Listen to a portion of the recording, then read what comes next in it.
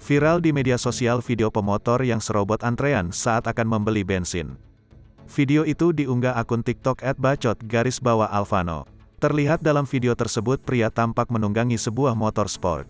Dari belakang, terlihat pria tersebut menyerobot antrean SPBU saat isi bensin.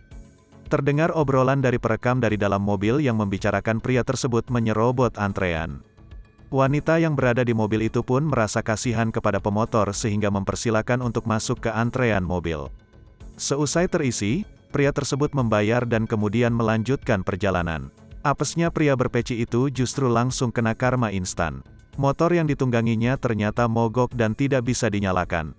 Akhirnya, tampak seorang pria lain yang menolong pemotor itu untuk menyalakan motor. Video ini pun mengundang reaksi dari warganet di kolom komentar.